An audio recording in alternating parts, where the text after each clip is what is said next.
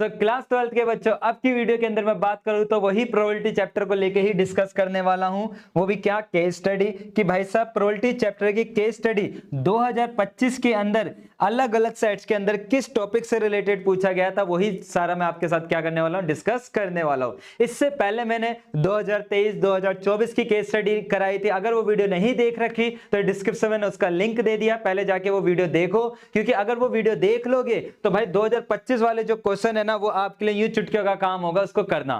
Clear? अगर नहीं देखोगे तो भाई फिर दिक्कत क्या होगी, इसके कॉन्सेप्ट को ढंग से आपको समझना पड़ेगा। क्लियर हुई बात? चलो स्टार्ट करते हैं, देखते हैं हमारे पास। तो देखो ये क्वेश्चन पढ़ते ही आप बोलोगे भैया हमने आपकी 2024 वाली वीडियो देखी हुई थी जिसमें आपने एक कॉन्सेप्ट कराया था, वही क्वेश्चन 2025 में भी रिपीट हो गया है। क्लियर? देखो क्या कहता है, ठीक है। क्लियर? कहता है एक बैग जो है कंटेन करता है 4 व्हाइट बॉल है और 5 क्या है, ब्लैक बॉल है। ठीक है जी, क्लियर हुई बात? एक बैग के अंदर क्या है, 4 व्हाइट है और 5 क्या है, इसमें 5 क्या है, ब्लैक बॉल है। नो डाउट, चलो यहां तक बात क्लियर हो गई। कहता है बैग 2 के अंदर, बैग 2 की बात कर रहा है, बैग 2 की बात कर रहा है कि बैग 2 के अंदर 6 मेरे पास व्हाइट थी और 7 मेरे पास क्या थी, ब्लैक थी। अब एक बॉल ड्रॉ करी जा रही है रैंडम फ्रॉम द बैग 1 से। कहां से निकाली जा रही है, बैग 1 से। हमने 2024 वाला जो क्वेश्चन किया था उसमें वहां पे 2 बॉलें निकाल रहा था। कितनी निकाल रहा था, 2। और यहां पर कितनी निकाल रहा है, 1। तो याद करो मैंने कॉन्सेप्ट बताया था, अगर एक से ज्यादा ड्रॉ करते हैं ना तो कॉम्बिनेशन अप्लाई करते, लेकिन एक बॉल है तो यहां आप कॉम्बिनेशन अप्लाई करना चाहो तो कर दो, नहीं करना तो डायरेक्टली आप क्वेश्चन कर सकते हो। क्लियर? ठीक है। तो इसने बोला कि एक बॉल भेज रहा है बैग 1 से, बैग 1 से कहां पर भेज रहा है, बैग 2 के अंदर भेज रहा है। क्लियर? लिखा भी था। Clear? Then a ball is draw random from the bag 2, bag 2 से फिर हम बॉल ड्रॉ करते हैं। तो सबसे पहले तो मैंने इधर लिखा कि भाई साहब मैंने E1 के बारे में लिखा कि E1 किसको डिनोट करता है, दी ट्रांसफर बॉल कौन से कलर की है, इज वाइट। ठीक है कि जो, ठीक है कि जो ट्रांसफर करी गई है बॉल वो कौन सी है, व्हाइट है। लिख देना बैग 1 टू बैग 2 के अंदर। ठीक है कि transfer ball bag 1 to bag 2 is, यहां पर आप लिख भी सकते हो कि जो बैग 1 से ट्रांसफर करी गई है बैग 2 के अंदर, ठीक है, वो कौन से कलर की है, व्हाइट कलर की बॉल है। ठीक है, क्लियर? ऐसे आप लिख दोगे कि E2 किस चीज को डिनोट करता है, कि ट्रांसफर करी गई जो बॉल है बैग 1 से बैग 2 में वो कौन सी हो सकती है, रेड कलर की बॉल हो सकती है। क्लियर? तो अगर मैं आपसे पूछूं कि अगर मैं व्हाइट कलर की बॉल भेज रहा हूं तो व्हाइट इधर कितनी थी, 4 थी, और टोटल कितनी थी, आप बोलोगे 9, तो ये प्रोबेबिलिटी आ गई। क्लियर? और यहां पर हमने इधर भेजा तो ये क्या आ जाएगा, 5/9। अब मेरी बात पर ध्यान देना, यहां से मेन है कि अगर मैंने बैग 1 से व्हाइट कलर की बॉल यहां पर भेजी तो बैग 2 के अंदर अब मेरी कितनी बॉल हो जाएगी, बैग 2 में मैंने पहले E1 क्या कह रहा था, व्हाइट भेज रहे हैं, तो अगर व्हाइट भेजी तो व्हाइट पहले 6 थी, अब कितनी हो जाएगी, आप बोलोगे 7 हो जाएगी। और ब्लैक में तो कोई चेंजेस नहीं हुआ था तो ब्लैक्स यही थी हमारे पास। ऐसी अगर मैंने ब्लैक बॉल भेजी थी तो पहले 6 व्हाइट थी, तो अगर ब्लैक भेजी थी तो अब ब्लैक कितनी हो जाएगी, आप बोलोगे 8 हो जाएगी। क्लियर हुई बात यहां तक? ठीक है, बैक 2 के अंदर ये 2 केसेस बन गए।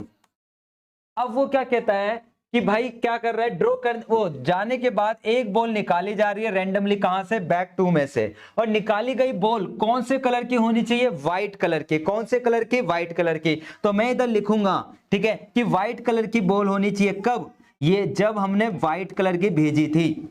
जब मैंने व्हाइट कलर की भेजी तो व्हाइट कलर की बॉल की प्रोबेबिलिटी क्या होगी, आप बोलोगे ये 7/14। ऐसी व्हाइट कलर की ही बॉल होनी चाहिए प्रोबेबिलिटी कब, जब मैंने भेजी क्या थी, E2 मतलब ब्लैक बॉल भेजी थी, तो ब्लैक बॉल भेजी थी। ठीक है, कौन सी बॉल भेजी थी, ब्लैक बॉल भेजी थी। क्लियर? तो यहां पे व्हाइट कलर की कितनी, आप बोलोगे 6 और डिवाइडेड बाय 14। क्लियर हुई बात यहां तक? अब इसने बोला कि भाई निकाली गई बॉल व्हाइट कलर की होनी चाहिए। क्या इसने मेंशन करा कि भाई व्हाइट कलर की जो है वो होनी तो चाहिए, लेकिन कहां से होनी चाहिए, कि भाई केस 1 की होनी चाहिए, केस 2 मतलब केस 1 मतलब ट्रांसफर करी गई बॉल होनी चाहिए व्हाइट, या ट्रांसफर करी गई रेड होनी चाहिए, कुछ मेंशन नहीं है। तो आप बोलोगे ये एक तरीके से टोटल निकालना है। क्या निकालना है हमको, टोटल। और आपको शायद इसके कॉन्सेप्ट से याद आ गया होगा कि यार ऐसा क्वेश्चन तो हमने 2024 में भी करा हुआ था। ठीक है, क्लियर? अब तो कर दोगे पूरा क्वेश्चन आप कंप्लीट। चले अब आगे। अब बात आ जाती है, ये तो हमारा था 5 नंबर, वो 5 नंबर का क्वेश्चन।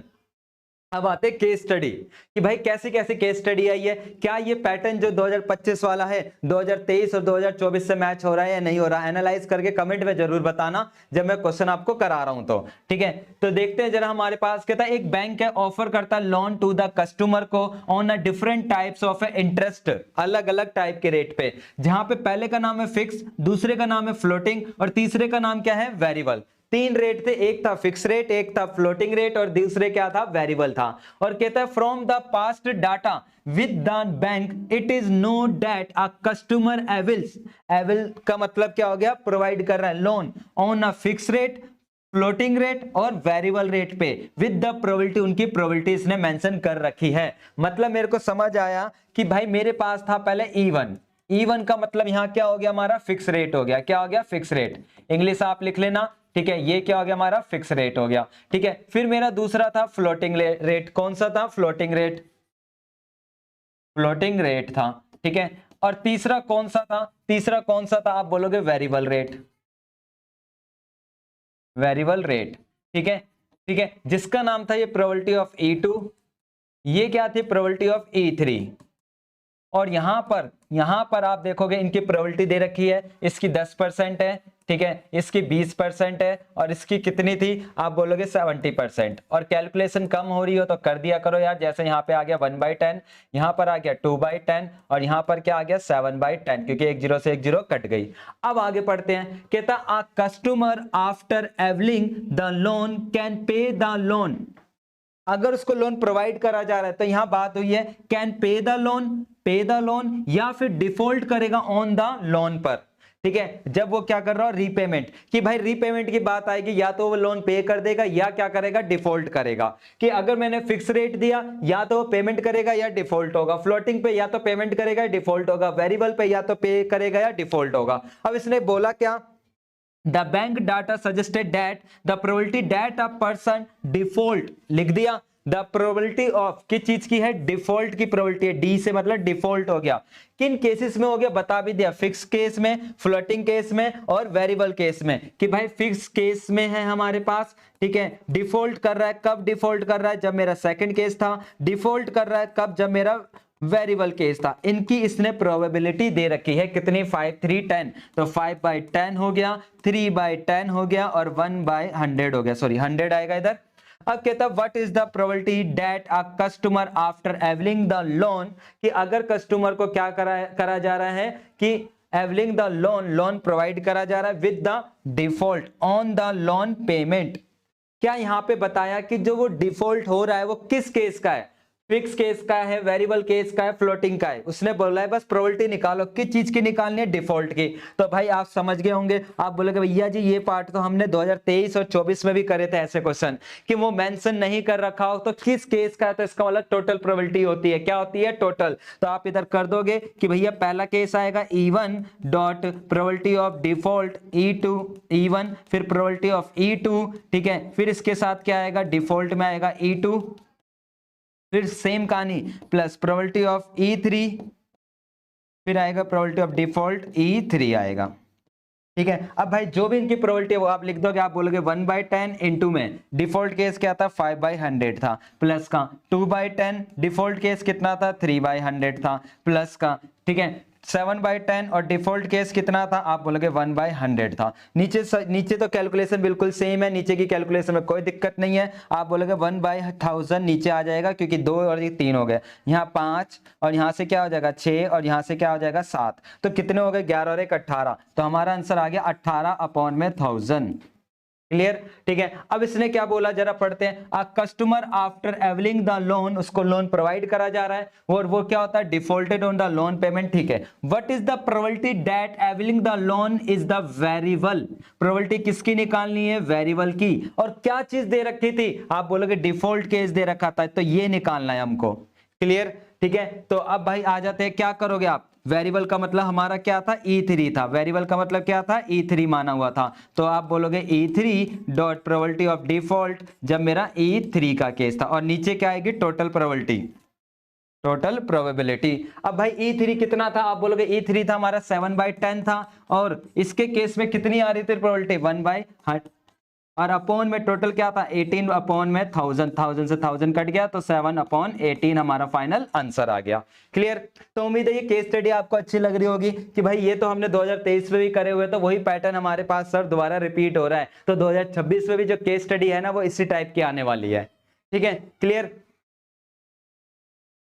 देखिए जरा अगला क्वेश्चन क्या कहता है हमारे पास, कहता है सम स्टूडेंट, कुछ स्टूडेंट है आर हैविंग अ मिसकंसेप्शन, उनको कुछ मिसकंसेप्शन होती है, मतलब कि अंडरस्टैंडिंग नहीं हो पा रही, क्या, कंपेयरिंग द डेसिमल्स, डेसिमल को कंपैरिजन करने में। जैसे आप लोगों को भी जिंदगी में कंफ्यूजन रहती है कि जैसे 0.01 या 0.01 इनमें बड़ा कौन है छोटा कौन है, ऐसी उसी को भी कंफ्यूजन हो रही थी। तो क्या कहता है, for the example a student में द मेंशन दैट, कि इन दोनों में जो बड़ा है वो ये है हमारे पास, इसी तरीके से इसमें बोला इसमें ये मेंशन है। तो in order to assess this concept, ये कॉन्सेप्ट समझाने के लिए आ डेसिमल कंपेयर है ना, comparison test was the administration, मतलब कहानी लिखी हुई है to the student of the class, वो class 6th through the following questions, पूरी कहानी लिखी है। In the recently held sports day in the school 5 student participate in javelin throw competition, पूरी कहानी है। और the distance to which they have the throw the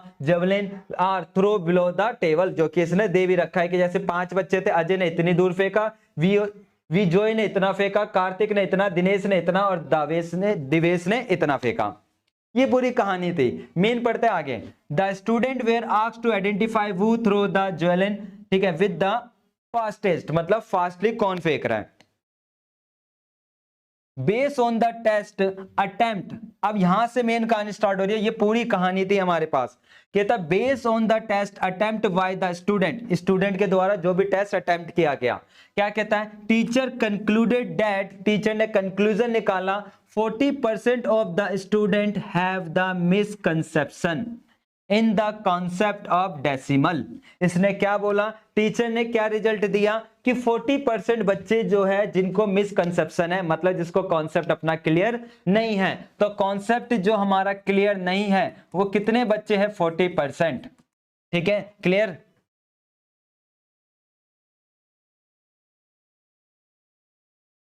ये 40% है, क्लियर। अब लॉजिकल बात है कि अगर मैं बात करूं, ठीक है, और फिर क्या कहता है, and the rest do not have the misconception, उनके पास मिसकंसेप्शन नहीं है, मतलब अंडरस्टैंडिंग अच्छी है। अब लॉजिकल बात है कि अगर क्लास में 100 में से 10 बच्चे का कॉन्सेप्ट क्लियर नहीं है तो कितने का क्लियर होगा, आप बोलोगे 90 का। तो वही चीज है, E2 क्या हो गया, E2 क्या हो गया, जिसको मिसकंसेप्शन नहीं है, नॉट मिसकंसेप्शन नहीं है, क्लियर, वो ये वाला बंदा है। तो आप क्या करोगे, आप बोलोगे भैया 1 में से माइनस कर दो 40%, मतलब 40/100, तो आंसर आ गया 60/100, जिसको आप बोलोगे 6/10, और इधर क्या था हमारा 4/10 आ जाएगा। ठीक है, क्या आ जाएगा, 4/10 आ जाएगा, क्लियर। अब आगे पढ़ते हैं, कहता है 80% ऑफ द स्टूडेंट, अब आगे देखते हैं हम आगे क्या कह रहा है, यहां से 80% ऑफ द स्टूडेंट, ठीक है, स्टूडेंट हैविंग मिसकंसेप्शन, जिनको मिसकंसेप्शन है, और वो क्या कहते हैं, वो क्या कहते हैं, जो आंसर है विजय का वो क्या है, करेक्ट है। दो बात हुई, क्या बात हुई, ये कह रहा है 80% बच्चे ऐसे हैं जिनका क्या है, मेरे पास मिसकंसेप्शन है। पहले तो ये कंडीशन दी कि भाई जो दिया है मैंने, क्या दिया, दिया वाला नीचे लिखेंगे, क्या लिखा, मिसकंसेप्शन है, उसमें से मिसकंसेप्शन वाले में से बता रहे हैं 80% बच्चे कि बिजोय क्या है, बिजोय का आंसर क्या है, बिल्कुल राइट है। बिजोय मतलब B4 क्या होगा, बिजोय, बिजोय का आंसर क्या है, बिल्कुल राइट है। मतलब प्रोबेबिलिटी दे रखी है बिजोय के आंसर की राइट जाने की, वो कितनी परसेंट है, आप बोलोगे 80% है। ठीक है, 80% का मतलब क्या हो गया, आप बोलोगे 8/10 हो गया, क्लियर। अब आगे क्या कहता है, 90% ऑफ द स्टूडेंट वो आर आइडेंटिफाई, जिनको आइडेंटिफाई किया विथ नॉट हैविंग मिसकंसेप्शन, जिनको मिसकंसेप्शन नहीं है, नहीं वाले। अब कंडीशन दे दी नहीं वाले, नहीं दे रखा है, नहीं वाला दे रखा है, तो जो नहीं देता मतलब सॉरी गिवन दैट नीचे ही आता है, मिसकंसेप्शन का मतलब E2 हो गया। उसमें कहता है डिड नॉट आंसर बिजोय एज देयर आंसर, मतलब बिजोय का आंसर बिल्कुल राइट नहीं है, मतलब बिजोय गलत है, मना। तो बिजोय हाँ है, और ये ना के लिए क्या लगा दोगे आप, डैश लगा दोगे। और कितने परसेंट थे वो, 90% थे। ठीक है, क्लियर हुई बात। जिसको हमने काटा तो 9/10 आ गया। तो मैं क्या यहां से ये बात पूछ सकता हूं कि प्रोबेबिलिटी ऑफ बिजॉय मतलब राइट गया वो कितना होगा? तो आप बोलोगे भैया नहीं वाले केस में ये है, तो होने वाले में ये आ जाएगी, हमारे पास आ गया 1/10 आ गया। क्लियर? ठीक है, समझे कैसे आ गया? क्लियर, क्योंकि नहीं की बात हो रही थी। अब पूछता है पहले पार्ट में, what is the probability of the student not having misconception, जिनको मिसकंसेप्शन नहीं है उसकी प्रोबेबिलिटी बतानी है। बट कंडीशन क्या है? आंसर बिजॉय इन द टेस्ट, कि टेस्ट में होना चाहिए उसका आंसर। ठीक है, ठीक है, मिसकंसेप्शन नहीं होना चाहिए, मिसकंसेप्शन नहीं है, मिसकंसेप्शन नहीं है ये मेरे को दे रखा है, और नहीं है, और बिजॉय का आंसर क्या होना चाहिए? राइट होना चाहिए। तो आगे पहला पार्ट जो इसने हमसे पूछा था, इसलिए क्लियर। तो ये हमारा पहला पार्ट का आंसर खत्म। अब कहता है what is the probability that random select the student, अब मैं रैंडमली सिलेक्ट कर रहा हूं स्टूडेंट, और कहता है कि भाई बिजॉय एज द आंसर, तो मतलब सेकंड पार्ट क्या हुआ? बिजॉय आंसर करेगा। अब ये मुझे पता है किस केस में आंसर कर रहा है, मिसकंसेप्शन वाले में या नॉट मिसकंसेप्शन में। तो यहां क्या निकलेगा? आप बोलोगे दोनों केस निकलेगा, कि भाई पहला केस हो सकता है E1 पहला केस, और इसके साथ probability of Bijoy dot E1 plus second case हो सकता है डॉट प्रोबेबिलिटी ऑफ बिजॉय और स्लैश E2 आ जाएगा। क्लियर हुई बात इधर? अब भाई ये कितना था? आप बोलोगे 4/10 था। ये कितना था? इसका आंसर कितना था हमारे पास? 8/10 था। ठीक है, प्लस का साइन। ये E2 कितना था? आप बोलोगे 6/10 था। और इनटू में ये कितना था जब ये राइट दे रहा है? 1/10 था। अब कैलकुलेशन कर दो, तो कैलकुलेशन करोगे तो हमारा फाइनल आंसर आ जाएगा। ठीक है, तो आप बोलोगे 32/10 प्लस का 6/100। ठीक है, तो आंसर कितना हो गया? 38/100 हो गया। ये सेकंड पार्ट हो गया। क्लियर? फर्स्ट पार्ट क्लियर हो गया ना? कह रहा प्रोबेबिलिटी बतानी थी student not having the misconception, जिनको मिसकंसेप्शन नहीं है, और कब? जब स्टिल आंसर द बिजॉय, जब बिजॉय क्या कर रहा था? अपना आंसर दे रहा था। ठीक है, अब अगला पार्ट देखते हैं। अगला पार्ट क्या कहता है? ठीक है, कहता what is the probability that the student who answer as a बिजॉय इज हैविंग मिसकंसेप्शन, कि भाई वह आपको तीसरे पार्ट में कह रहा है कि आपको प्रोबेबिलिटी निकालनी है, किस चीज की निकालनी है? जहां पर बिजॉय अपना आंसर दे रहा है और उसको किस चीज क्या है? मिसकंसेप्शन है। मिसकंसेप्शन का वाला E1 हो गया, और बिजॉय अपना आंसर दे रहा है, ये आपको आंसर बताना है। क्लियर? सेम कहानी, what is the probability that the student who answer as a बिजॉय among the student do not, तो मतलब कि इसका कहानी क्या हो जाएगा? आप बोलोगे ये वाली कहानी हो जाएगी। क्लियर? तो उम्मीद है ये पार्ट आप कंप्लीट कर लोगे। ये तीसरा पार्ट था, ये अगर करना होगा तो हो जाएगा इजी वे में। ठीक है, चले आगे। ठीक है, अगर करना है तो आप बोलोगे भैया इधर आएगी probability of E1 dot probability of B slash E1, और नीचे आ जाएगा टोटल बिजॉय। बस वैल्यू पुट करते ही फाइनल आंसर आ जाएगा। क्लियर? तो उम्मीद है कि अगर आप, हमारा अगला क्वेश्चन क्या है? अब बोलोगे भैया ये भी बिल्कुल बेसिक क्वेश्चन हो गया, ये भी कोई टफ काम नहीं है। क्या कहता है? 3 पर्सन है, अंबर, ठीक है, बोंजी and comment are manufacture car which run on the petrol on battery, मतलब 3 लोगों ने कार बनाई जो कि पेट्रोल पे चल रही है और बैटरी पे चल रही है। अब इसने बताया the production share in the market, कि भाई जो हमारा अंबर है उसका कितना जाता है मार्केट के अंदर? आप बोलोगे 60%। 60% का मतलब क्या हो गया? 6/10 हो गया। जो दूसरा बंदा है उसका कितना शेयर जाता है? आप बोलोगे मार्केट के अंदर उसका 30% है। कितना परसेंट है? 30%, मतलब 3/10। और जो तीसरा बंदा है जिसका नाम क्या है हमारे पास, ठीक है, उसका कितना परसेंट है? आप बोलोगे 10%, मतलब कि 1/10 हो गया। क्लियर? अब इसने बोला देयर रिस्पेक्टिव प्रोडक्शन कैपेसिटी, ये प्रोडक्शन कैपेसिटी की है किस किस में? आप बोलोगे इलेक्ट्रिक है। भाई कार 2 मैन्युफैक्चर कर रहा था, एक पेट्रोल और एक बैटरी, तो भाई बैटरी वाली क्या थी? इलेक्ट्रिक थी। तो यहां पर बात हो गई इलेक्ट्रिक को लेकर की, प्रोबेबिलिटी दे रखी है इलेक्ट्रिक की, कब? जब इस बंदे ने बनाया हो। प्रोबेबिलिटी ऑफ इलेक्ट्रिक दे रखी है कब? जब बी वाले बंदे ने बनाया हो। प्रोबेबिलिटी ऑफ इलेक्ट्रिक दे रखी है कब? जब सी वाले बंदे ने बनाया हो। क्या क्या प्रोबेबिलिटी दे रखी है? आप बोलोगे 20/100 हो गया, मतलब कैलकुलेशन करा तो 2/10 हो गया। और क्या था? आप बोलोगे 10/100 था, कैलकुलेशन करा तो 1/10 हो गया। और क्या था? 5/100 था। ठीक है, क्लियर? यहां पर हम ट्राई करेंगे कि नहीं काटते, क्योंकि यहाँ 100 आ गया, वहां 10 आ गया, तो इसको 20 ही रहने देते हैं ताकि कैलकुलेशन गड़बड़ नहीं हो।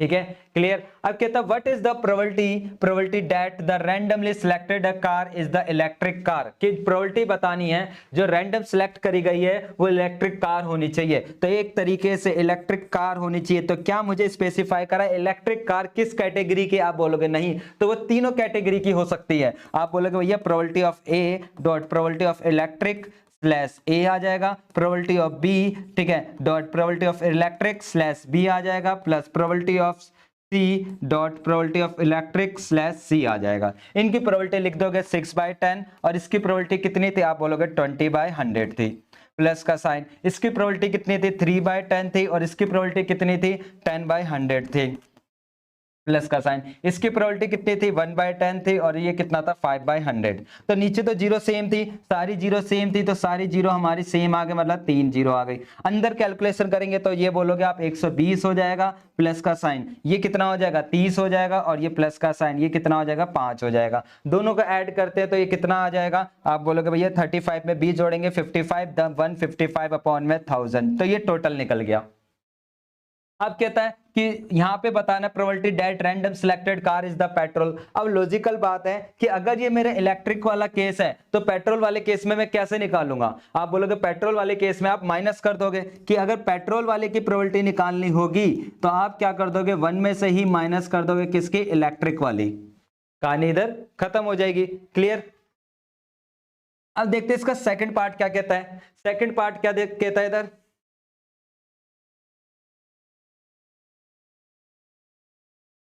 क्लियर। सेकंड पार्ट कह रहा है एक car is selected at a random and founded to be electric, क्या पाया गया, वो इलेक्ट्रिक है, इलेक्ट्रिक है वो कार, ठीक है। और what is the probability that it was manufacture by, किसके द्वारा, सी पर्सन के द्वारा मैन्युफैक्चर करी गई, ये निकालना है। तो आप बोलोगे भैया अब तो ये बेसिक बात है, probability of C dot probability of E slash C और अपॉन में टोटल आ जाएगा जो भी था हमारे पास। प्रोबेबिलिटी ऑफ सी की प्रोबेबिलिटी कितनी थी, आप बोलोगे 1/10 थी और इसकी इलेक्ट्रिक प्रोड्यूस करने की प्रोबेबिलिटी क्या थी, 5/100 थी और अपॉन में क्या आएगा, 155 अपॉन में 1000, तो 1000 से 1000 गया तो 5 अपॉन में कैलकुलेशन कर लोगे आप, 5 से गया 5 थी और ये आंसर आ गया। क्लियर। अब ऐसे ही अगर मैं बात करूं इस वाले को लेकर, एक car is selected at a random and founded to electric, what is the probability that it was manufacture by, दोनों की बात कर रहा है वो इस बार, किसकी बात कर रहा है, दोनों की। अब दोनों का कैसे आंसर निकालूंगा, बड़ी कंफ्यूजन हो गई यार दोनों का, तो भाई कुछ नहीं करना था, दोनों का आंसर निकालकर हमको क्या करना था, और का वाला यूनियन होता है, तो मैं क्या करता, अगर मुझे दोनों का आंसर निकालना होता तीसरे पार्ट में, तो मैं प्रोबेबिलिटी ऑफ जो भी ए पर्सन है, ठीक है, प्लस प्रोबेबिलिटी ऑफ बी वाले पर्सन की, इन दोनों का जो भी आंसर आता उनको उठा के क्या कर देता, प्लस, क्योंकि और वर्ड यूज हो रहा है, ठीक है। अब तो मुझे पता होगा इसकी प्रोबेबिलिटी कैसे निकलेगी, आप बोलोगे यस भैया, इसकी आपको प्रोबेबिलिटी ऐसे आ जाएगी और नीचे क्या आ जाएगा, प्रोबेबिलिटी ऑफ ई, टोटल आ जाता है, प्रोबेबिलिटी ऑफ बी, ठीक है, dot probability of E slash B और नीचे क्या आ जाएगा, टोटल आ जाएगा, ठीक है, और कहानी अब खत्म। क्लियर। इसकी प्रोबेबिलिटी पहले से ही पता था कितनी थी, 6/10 थी। इसकी प्रोबेबिलिटी क्या थी बच्चों, इसकी प्रोबेबिलिटी क्या थी, आप बोलोगे 20/100 थी और इसके नीचे टोटल क्या था, 155 अपॉन में 1000, ठीक है। तो भाई अगर कल को और आ जाए तो कंफ्यूज नहीं होना है, ठीक है। बी की प्रोबेबिलिटी कितनी थी, आप बोलोगे बी की प्रोबेबिलिटी थी 3/10 थी और इसके केस में ई और बी कितना था, आप बोलोगे 10/100 था और नीचे क्या आ जाएगा, टोटल आ जाएगा। तो मेरे हिसाब से अब तो आप कहानी खत्म कर दोगे। क्लियर। चले अब आगे। तो उम्मीद है कि आपको एक कॉन्सेप्ट क्लियर हो गए होंगे कि भाई कैसी कैसी केस स्टडी जो है एग्जाम में पूछ रही है, आपको पैटर्न नोट हो गया होगा केस स्टडी को लेकर, ठीक है। अब 38 क्या केस स्टडी है देखते हैं जरा हम।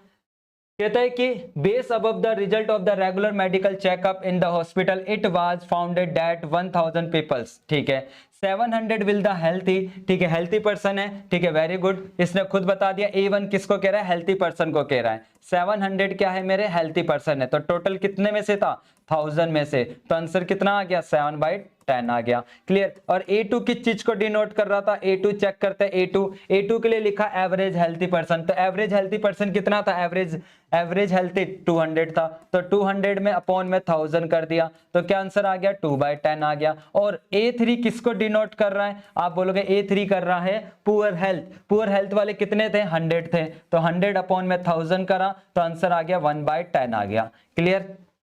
अब कहता है during the pandemic the data express that the chance of the people, ठीक है, contracting the diseases from the category A1 A2 A3। तो यहां बात हो गई किसकी, डिसीजेस की। किसकी बात हो गई, डिसीजेस हो रहा है कब, A1 कैटेगरी को, डिसीजेस हो रहा है कब, A2 कैटेगरी को, बीमारी हो रही है कब, A3 कैटेगरी को।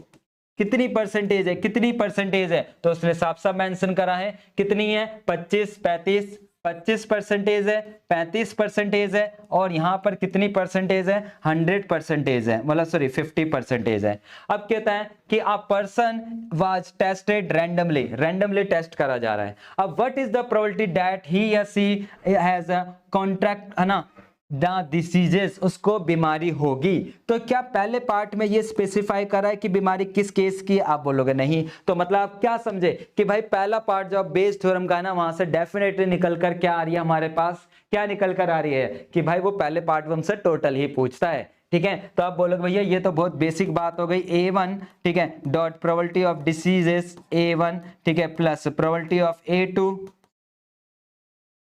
A, ठीक है, D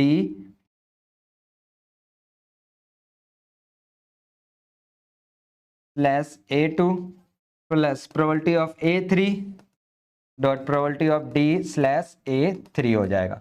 क्लियर। अब बात आ जाती है A1 कितना था, आप बोलोगे 7/10 था, इनटू में ये D कितना था, 25/100 था, प्लस का साइन, ये कितना था 2/10 था, और इनटू में ये कितना था, आप बोलोगे भैया इसकी प्रोबेबिलिटी थी 35/100 थी, प्लस का साइन, इसकी प्रोबेबिलिटी क्या थी हमारे पास, ठीक है, तीसरे केस में 100/1000 1/10 था, ठीक है, और इसकी प्रोबेबिलिटी कितनी निकल कर आई थी, 50/100 आई थी। तो आप बोलोगे भैया इधर जो कॉमन है 1000, सब में नीचे 1000 कॉमन आ रहा है, और अब यहां से आप मल्टीप्लाई कर दोगे तो मल्टीप्लाई करते कितना आएगा, आप बोलोगे ये हो जाएगा 175, प्लस का ये हो जाएगा 70, प्लस का ये कितना हो जाएगा 50। क्लियर। और दोनों को प्लस करते हैं, 175 में 120 ऐड करा, 5 9 और 2, ठीक है, तो आंसर आ गया 295/1000। क्लियर, पहला पार्ट कंप्लीट। अब देखते हैं अगला पार्ट में क्या बोला, given that the person not contracted the diseases, कि वो बीमारी के कॉन्टैक्ट में नहीं आ रहा, ठीक है। क्लियर। तो what is the probability that the person from the A2 category. अब भाई अगर वो बीमारी के कॉन्टैक्ट में नहीं आया, मतलब उसको बीमारी नहीं है, और वो A2 निकालना है आपको, ठीक है। और गिवन में क्या था, गिवन में भाई जो गिवन में होता है, जो गिवन में होता है वो हमारा कहां आएगा, नीचे आएगा। ये बात चल रही है हमारे पास, ठीक है। क्लियर। ये कहानी है हमारे पास कि इसकी आपको क्या निकालनी है, प्रोबेबिलिटी निकालनी है। तो भाई फॉर्मूला डेरिवेशन आप करो, तो आप बोलोगे भैया 1 में से ही माइनस कर दो probability of A2 slash D की, और ये कहानी खत्म हो जाएगी। क्लियर।